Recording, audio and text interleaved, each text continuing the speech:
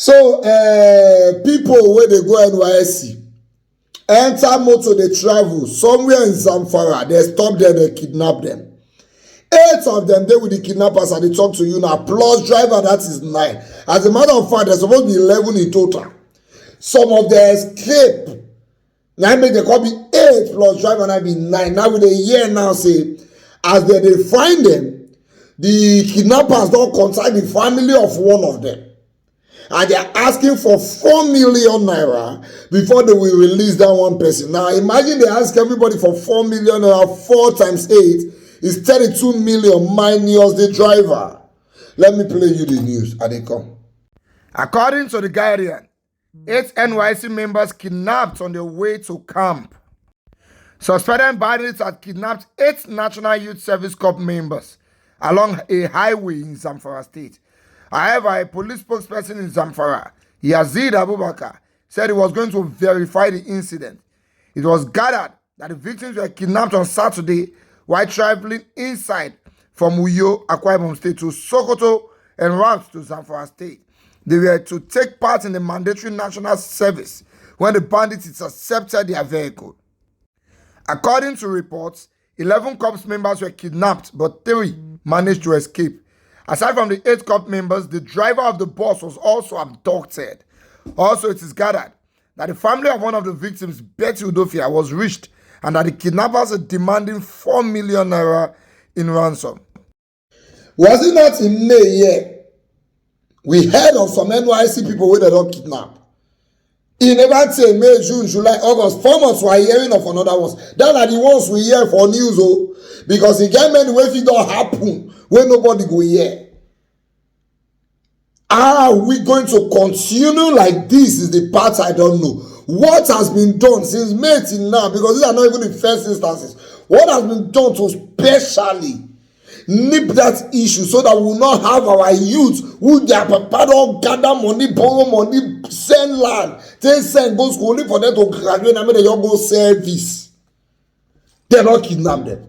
Now, if you don't see videos of these kidnapping bandits before, or you don't see pictures of them, or maybe you don't meet them, you don't see them for highway when you escape or something, these guys does not look like people who have seen 10,000 before.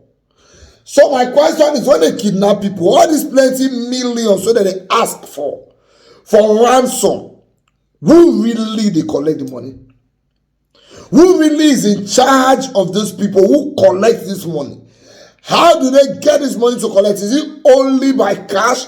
Because this one cheap now, 4 million. You get some cases with the yes, people pay ransom as much as 100 million.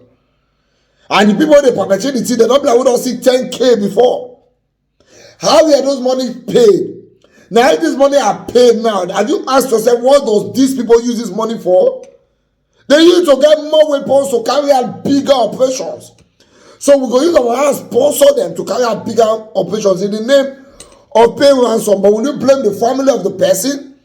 Person said the pikin go school finish for how many years just to go NYSC, they don't kidnap him. Even if you don't get money, you go borrow the 4 million pay before something go come happen to a pikin where they manage. Secondly, when we want to do an election, surprisingly, the period of that election, bandits and Boko Haram stop. What is really happening? Who told them to stop? How are we able to manage them that period? And after the election, they are back again. What is really happening? And then, this insecurity in the country, when are we going to nip it at the bud? Because Niger now, another person do cool, we're not consign us. I've heard more Niger on the news than my country itself. The way ECOWAS they jump for Niger now, the way African Union they jump, all of them want to contribute soldiers, contribute weapons, everything. When will they contribute to help the banditry situations we have in Africa, not just Nigeria? You get many things that they tell us in this country. Will they watch them? We are not taking what we're supposed to take serious. Or probably somebody is profiting for it, we not just know. Some people don't say that shit, they go school now. Go and serve your fatherland. Their fatherland has happened to them. Meanwhile, the people wey call themselves leaders, nobody fit kidnap them, but because the small security ones suppose say they take secure us, they don carry am join themselves as private security or mopo wey dey assign to them. So na we na dem leave alone like this. When are we going to declare a state of emergency on security issues in this country? There are many communities people cannot go to farm anymore. Those wey see say wey dey go NYSC na don kidnap. So we dey hear say some communities have been taken over by ISWAP and Boko Haram inside our own country, and this nobody's going to talk about it. The Senate is never ever going to sit about this. House of Rep will not talk about this. They will just dey watch us when they complain, they go.